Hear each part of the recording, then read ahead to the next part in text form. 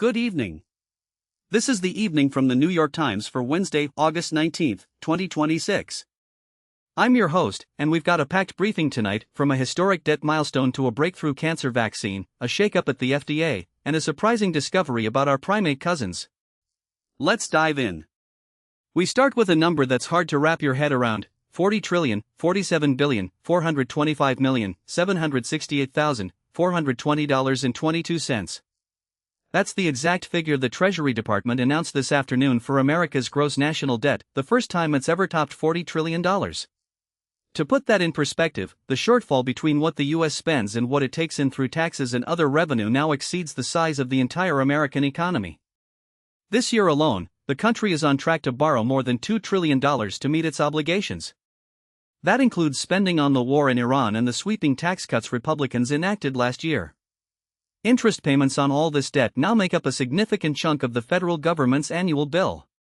Alan Rapport, reporting from Washington, notes that President Trump came into office promising to restore fiscal order, yet many of his policies, the Iran war, those tax cuts, even tariff refunds, have only deepened the hole. Whether this mountain of debt is an existential threat or simply a byproduct of America's economic strength remains, as the newsletter puts it, a matter of vigorous debate. But the milestone is undeniable, and it arrives at a moment when the fiscal foundation looks, in Rapport's words, decidedly shaky.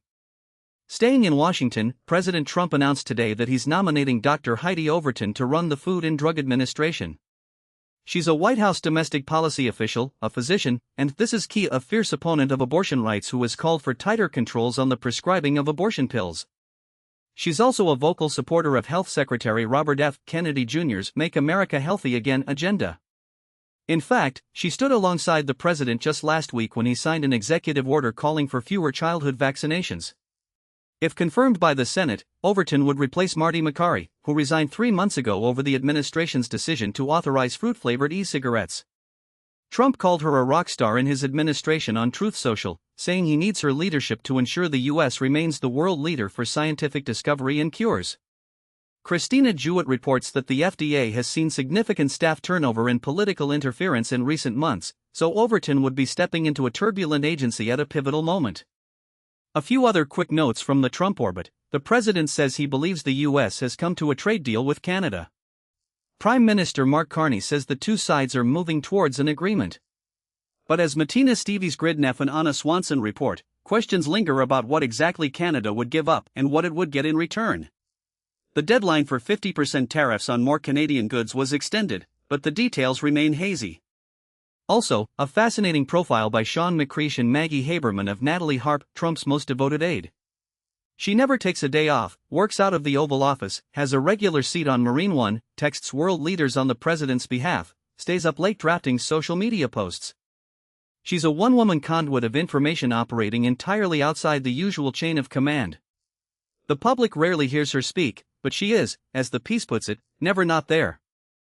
Now to the Middle East, where a quiet but critical U.S. military operation has been underway since May. The Navy has been stealthily shepherding oil tankers through the southern part of the Strait of Hormuz, typically with their transponders off, to keep crude flowing despite Iranian attacks on shipping. Before the war, about 15 million barrels a day passed through the strait.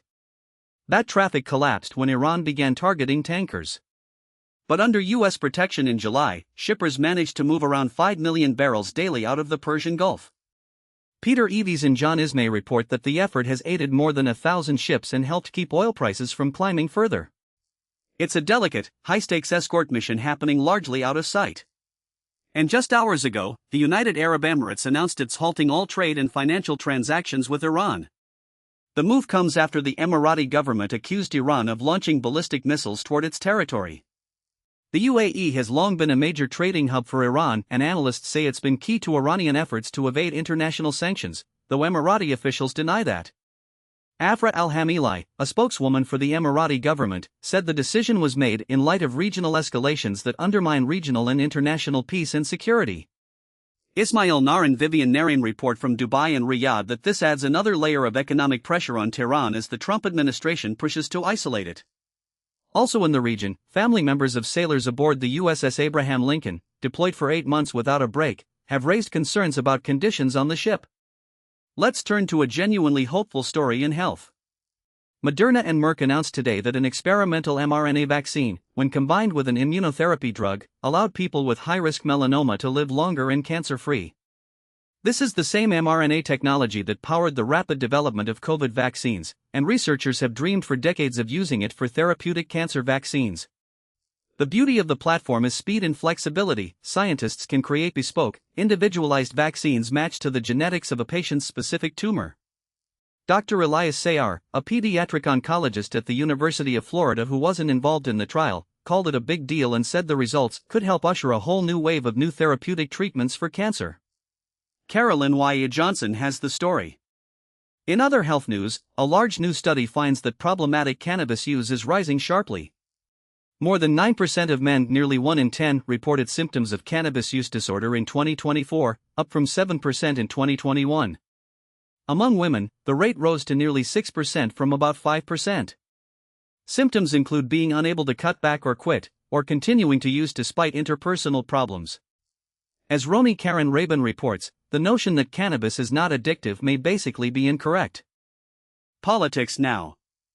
Both parties see Alaska as a key to winning the Senate majority. Yesterday's nonpartisan primary put Democratic former Congresswoman Mary Peltola on the same November ballot as Republican incumbent Dan Sullivan, and Peltola was leading by more than 5 percentage points, or nearly 8,000 votes, in the early count. Kellen Browning and Bayless Wagner report from Anchorage that this gives Democrats real hope of flipping the seat. Meanwhile, in Florida, State Representative Angie Nixon, a Democratic socialist and progressive firebrand, scored a stunning upset in the Democratic Senate primary. She defeated Alex Weinman, an establishment-backed candidate who raised more than 16 times as much money. Nixon couldn't afford a single TV ad. Instead, for days before the primary, she did what she's always done: organize activists. A small group of volunteers in a union office in Broward County. Her political director, Rachel, told Patricia Motzi, "Don't worry, we're going to win." And they did.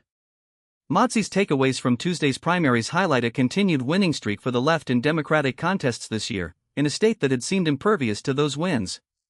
Nixon's victory will test whether that grassroots energy can carry her to a general election win in a red state. A rapid-fire round of other big stories. NASA has called off its high-risk, high-reward attempt to save the Neil Gorel Swift Observatory, a space telescope that studied some of the most powerful explosions in the universe since 2004. A rescue spacecraft was meant to grab Swift and push it into a higher orbit, but the mission won't proceed. The telescope is expected to burn up in the atmosphere later this year. NASA Administrator Jared Isaacman said, "This is not the outcome we were working toward, but it does not change why this mission was worth attempting." Kenneth Chang has that. In Ukraine, Mikhailo Fedorov, the popular young defense minister fired by President Volodymyr Zelensky last month, has called for wartime elections. After Russia's 2022 invasion, elections were suspended under martial law.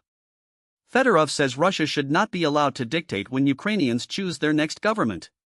Kim Barker reports from Kyiv that this sets up a potential confrontation with Zelensky and marks the first major crack in the largely unified political front that has held since the war began.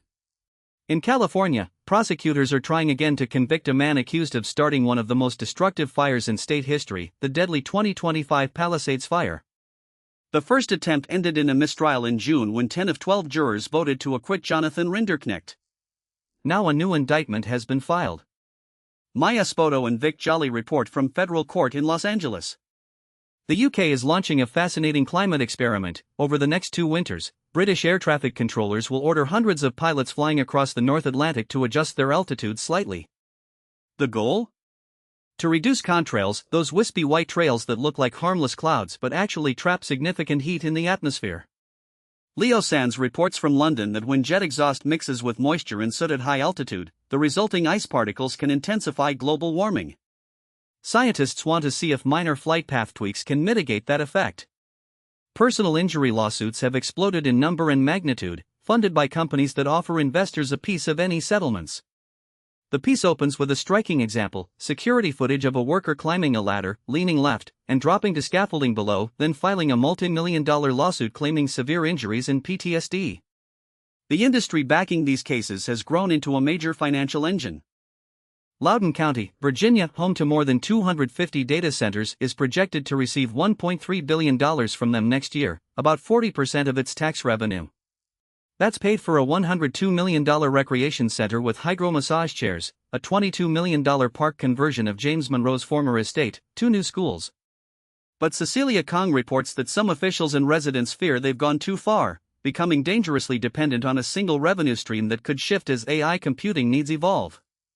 And at Saratoga and the Jersey Shore, several horses wildly outperformed their odds. A filly named MB's Melanie Cares won at 13-1 despite not running in 7 months and having slow workouts. Her trainer, Ernesto Ochoa, had a pattern. Bookmakers in London were stung. Industry watchers suspect an elaborate betting plot. Joe Drape reports from Saratoga Springs. Now, a lighter note. The evening quiz this week asks, which kind of animal appears to like having pets, according to a new study? The options: felines, pigs, primates, whales.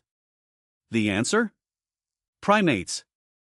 Taylor Mitchell Brown reports on a study published in the journal Primates describing 2 young eastern chimpanzees in Uganda, Ish and Dem, who approached a red-tailed monkey not with aggression, but with caresses, calmly combing its tail.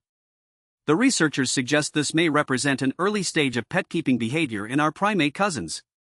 We humans aren't the only ones who like to take care of other species. The roots of keeping a pet may stretch deep into our shared past. Time to unwind. Brian Chan put Google's new $1,100 Pixel 11 through its paces. The promise: an AI assistant that books restaurant tables, orders groceries, changes the language of your podcast, all by voice. These features are likely coming to your next phone regardless of brand. Chen's verdict? He was largely underwhelmed. For summer reading, the book review team built a 4-question quiz to match you with a great book free for evening readers. One highlight: Trash, by Simon Perpoupar, a memoir by a garbage collector who's hauled trash in and around Montreal for over 20 years. Dwight Garner calls it slim, raffish, and spirited, a book about enduring your fate and accepting your quirks, to dree one's weird, as the old phrase goes.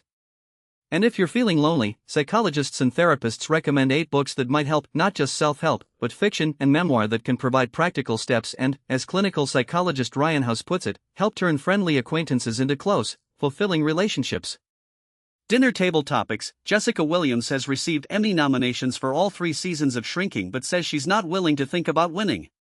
Some stand-up comics are pivoting away from video on social media toward comic strip-style panels with captions, freeze frames with embedded text that pack a bigger punch. One Times obituary writer explains why famous last words are often suspect.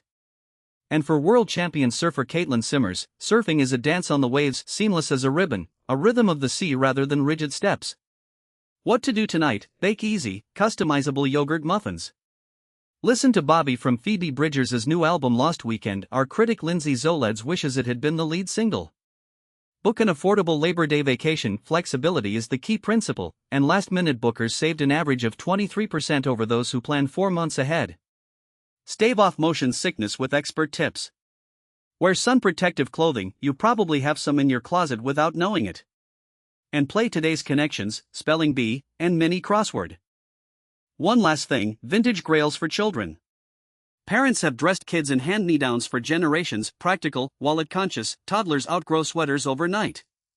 But a recent surge of second-hand shoppers are seeking vintage wear for their kids, and some are willing to shell out as much for miniature outfits as they would for their own clothes. One vintage romper featuring Eeyore recently sold for over $3,000. Lexi Parra reports. That's your evening briefing for Wednesday, August 19th. Thanks for listening. I'll be back tomorrow.